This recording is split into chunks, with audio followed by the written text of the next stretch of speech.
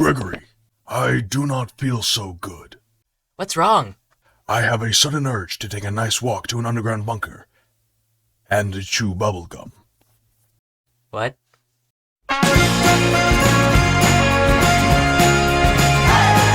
Hi guys, Theory here. Michael Afton possessing Glamrock Freddy.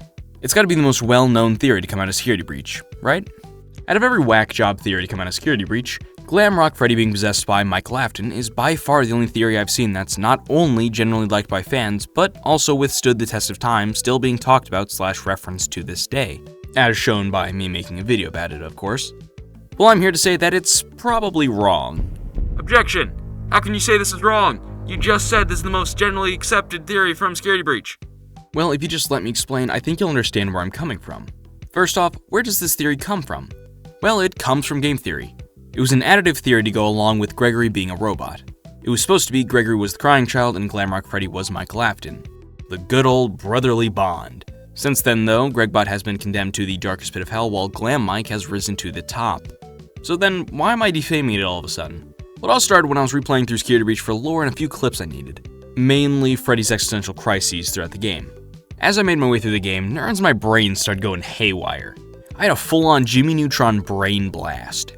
Small details in Freddy's speech patterns, environmental details in plain sight, and slight symbolism in the games that all hint towards not Michael, but someone else possibly haunting or possessing Glamrock Freddy. Now for the elephant in the room. Is he possessed in the first place? This is a big counterpoint to this type of theory. I realized I should probably explain why I believe he's haunted first before I explain by who.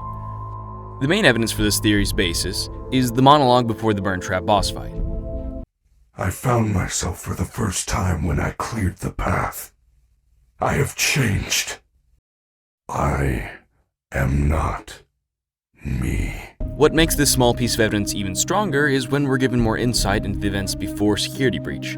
All the animatronics, Freddy included, have been infected with glitch trap virus or mimic virus or whatever you want to call it. And even before that, they all had chips in them that gave them human-like emotions. To the point where Freddy and Bonnie had some sort of relationship beyond that of bandmates. Okay, so the thing about the emotion chip thing, I thought I had saw it somewhere. I thought a YouTuber mentioned it or it was from a book, but when I went looking it up, I couldn't find it. So take this with a grain of salt. I'm like 90% sure there is emotion chips. I just don't know where they are. And yet it was only when he cleared the path that he found himself. On top of that, the phrase, "I am not me," makes almost no sense if he's not haunted. I know there's the explanation that he's infected with the virus and that's why he's saying that, but we see him in safe mode in Security Breach. That's as much the original Glamrock Freddy as we can get. Freddy becoming more and more aware that he's haunted. Thus, I, the ghost, am not me, Freddy. Or the other way around, I'm not really sure how that would work.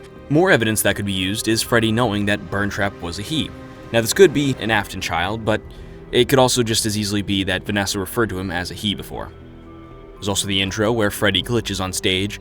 This could be the possessor trying to take control, but it could also be him seeing someone in the crowd. I'm still not entirely sure. Frankly, the monologue alone convinced me that he was haunted. Should that be enough evidence to prove he's haunted? I'm not sure. Up to you to decide. Now on to who. A certain person that has a well-known connection to Freddy's. Specifically, one with the initials GF. That's right, everybody, I'm claiming that Glamrock Freddy is possessed by none other than the crying child himself. Here's the part where you're either really intrigued or severely disappointed. I am sorry either way. Before you completely click off, let me explain what led me to this conclusion. First off, I guarantee you've seen the purple bow tie and hat that randomly, not so randomly appear on Freddy. The bow tie shows up randomly after getting, I think, the ocular upgrade. The hat, on the other hand, is there the entire time. I know, right? I've never realized this till I was just grabbing footage for this video.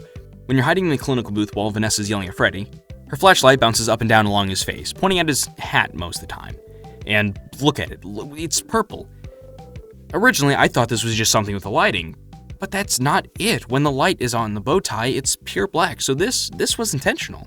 Hi, I really quickly want to ask that if you're enjoying the video so far, why not consider liking and subscribing? It's free and it helps out a ton. Alright, back to the crazed ranting. For this next part of my evidence, I want to refer over to the interview FNAF, the person, not the brand, had with J-Top from Steelwool. The main quote/point I'm going to use here is when they're talking about the set dressing of each room. And everything, and look at things, and we're like, oh, this over here, that sends the wrong message. So That okay, somebody might put something in and be like, oh, I thought it'd be cool if, and we're like, hold on. right, No, that right. can't It could be here. interpreted some way different way. Right. Yes. And so we so really you want to avoid those like misleads. that's good to know, I guess. Yeah. That you really do put a lot of thought into that. Oh yeah, choices. Every choice is calculated. Somebody is dressing a thing. Mm-hmm. Somebody is animating a character, and it's our job, like everyone in the studio, to catch the things that might point someone in the wrong direction. Interesting. They talk about how every detail is intentional.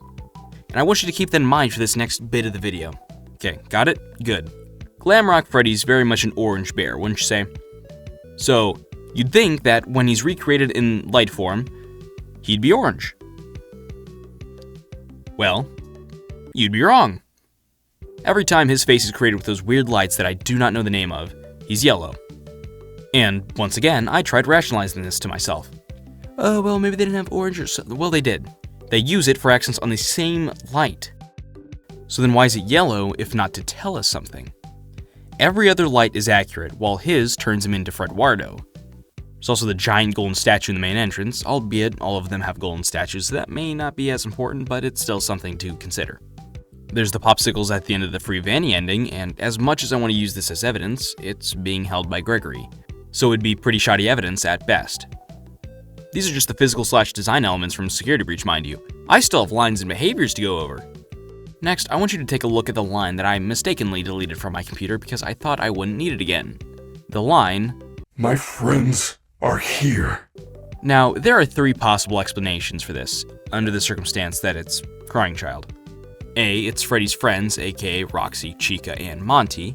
B, it's Cece's ghost friends, aka the MCI. Or C, it's Cece's friends in the same way the plushies were his friends, and he was afraid of endos. All three are possible, C being the least likely. In the same sentence, Freddy says, I am not me. which is why I'm guessing that it's the possessor talking, not Freddy. So B is my best guess for the given reasons.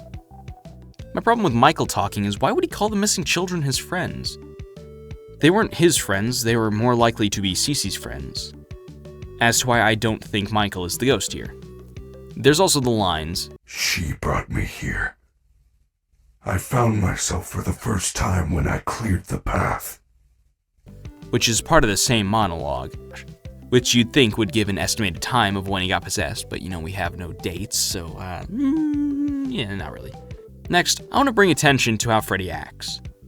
This is the weakest part of the theory by far, just a heads up. A good amount of his dialogue makes him out to be a guide/know-it-all about literally everything in the Pizzaplex. That is a fountain. A fountain is a decorative reservoir used for discharging water. And his tone is similar to that of Eclipse and Roxy, who had just gotten rebooted. Which is to be assumed, he got rebooted at the start of Security Breach, so he would probably act like this. There are quite a few lines, though, that point out a childish behavior, or rather a childish tone. Take these, for example. Gregory. Why not? These, at least to me, sound slightly childish. The enunciation of Gregory's name and the way he asked why not really sound like a child to me. But there's more of these. I wonder what the free prize is. Maybe they want to help you too. Obviously, this is weak evidence. The childlike tone is subjective, but to me, at the very least, it seems like how a child in the FNAF universe would say them. Because, let's be honest, these children are far smarter than any child in our generation. And I am grateful for that, because I swear, if I heard Gregory say Skibbity or Sigma, I think I would legit just stop wanting to live. Skibbity, skibbity, skibbity. What the Sigma? Gregory, what are those words you're using? I do not recognize them as existing words. Do it. I guess you're... A quick honorable mention to Tales from the Pizzaplex, where Freddy is said to be acting like a spoiled child. I wouldn't know that though, because I'm just starting to read them. So I'm going off what I've heard people talk about. So make sure to take this with a grain of salt. Another thing that can contribute to this theory is the post-it room. You know, the room that stumped every theorist on YouTube. Well, if we go in there with the idea that these are by Freddy and subsequently Crying Child, then these random doodles make a little bit more sense. Presents, balloons, party hats, you get the gist. These being from the crying child wouldn't make sense because those are just about the last things he saw before he died. It was his party after all. As well as the Afton family dinner and piles of nightmare bot heads. Even the door being called the Charlie door helps this. Because it's Charlie's goal to help the children, right? She doesn't care about Afton and UCN anymore. She says, I don't hate you, just stay out of my way. She's trying to help him. And the door being called Charlie door makes sense under that circumstance. She's, in a way, there to help the crying child. Finally, I get to talk about Ruin. This has been eating away at me since I started this video. The prototype Glamrock Freddy. Take a look at him, and I bet you can guess what I'm about to say.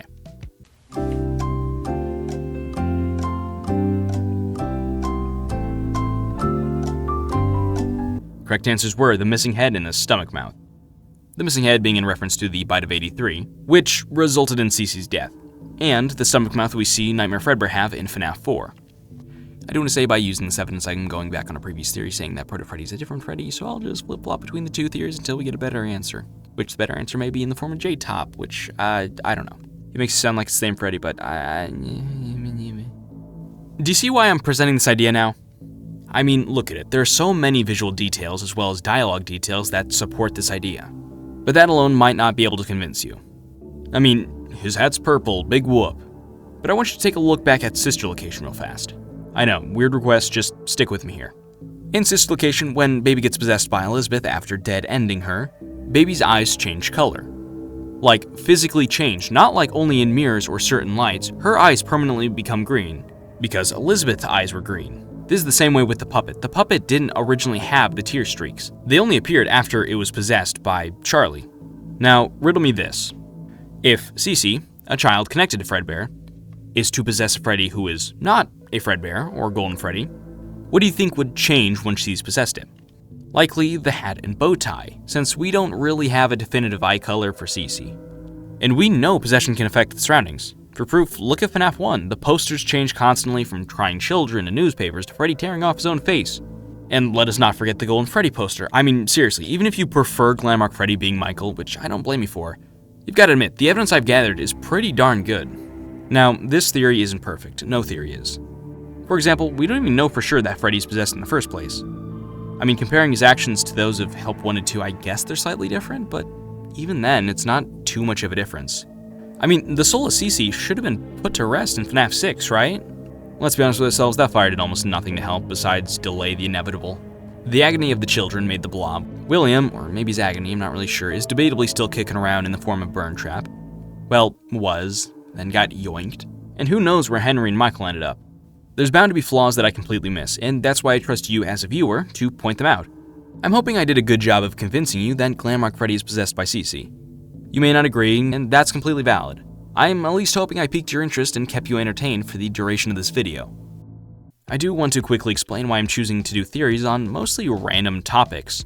First off, I don't fully trust myself to properly analyze the series just yet. I mean, from the comments I get that point out some stuff that I just completely missed, and other theory videos that also point out stuff I just completely missed, there's a lot that I need to get better at. I think I did fine with Ruin, but now I'm entering some dangerous territory, and I want to make sure I'm properly leveled if that makes sense. Which leads me to my second reason. I'm mostly doing these to get better at theory crafting and video creation, so it's more enjoyable for you as a viewer to watch and does a better job at persuading you. And finally, my final point, it does well on YouTube. What's the point of making videos and theorizing about this series if no one's gonna watch them? Making video for fun for you guys is also fun for me. Doing videos like, where's the mimic from, or what is Glitch Shop would likely result in a worse off video because of how many other people talk about them, and just how controversial such a topic is. That doesn't mean I won't ever talk about them though. I still have my beliefs and my opinions and my thoughts, ideas, my theories, whatever. My current plan is to build up an audience and then start delving into deeper stuff, if you can understand what I'm trying to get at. Anyways, that's enough rambling for me. Thank you for watching. Until next time, my name is Theory. Bye-bye.